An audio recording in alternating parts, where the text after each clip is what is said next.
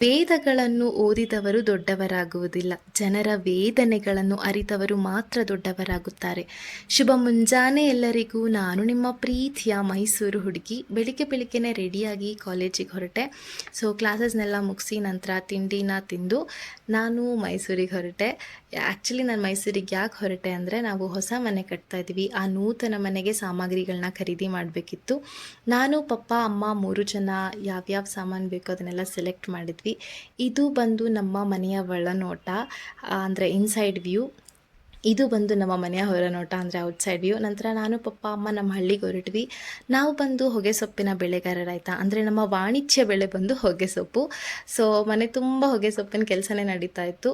ನಾಳೆ ಗಣೇಶ ಚತುರ್ಥಿಗೆ ಯಾವುದಾದ್ರೂ ಸಾಂಗ್ನ ಹಾಕೋಣ ಅಂತ ಹೇಳಿ ತುಂಬಾ ಟೇಕ್ಸ್ ತೊಗೊಂಡೆ. ಒಂದು ಕಡೆ ಬ್ಯಾಕ್ಗ್ರೌಂಡ್ ಇಷ್ಟ ಆಗಲಿಲ್ಲ, ಒಂದು ಕಡೆ ಲೈಟಿಂಗ್ಸ್ ಇಷ್ಟ ಆಗಲಿಲ್ಲ, ಇನ್ನೊಂದು ಕಡೆ ನಾನು ರಾಗನೇ ಇಷ್ಟ ಆಗಲಿಲ್ಲ. ಫೈನಲಿ ಒಂದು ಸಾಂಗ್ನ ಪೋಸ್ಟ್ ಮಾಡಿದ್ದೀನಿ. ಐ ಹೋಪ್ ಅದು ನಿಮ್ಗೆ ಇಷ್ಟ ಆಗಿದೆ ಅಂತ. ರೂಪ ಚಿಪ್ಪಿನಂತೆ ಇದ್ರೂ ಪರವಾಗಿಲ್ಲ, ವ್ಯಕ್ತಿತ್ವ ಚಿಪ್ಪಿನೊಳಗಿನ ಮುತ್ತಂತೆ ಇರಬೇಕು ಅಂತ ಹೇಳ್ತಾ ಇವತ್ತಿಗಿಷ್ಟೇ. ಮತ್ತೆ ಸಿಗುವ. ಶುಭರಾತ್ರಿ.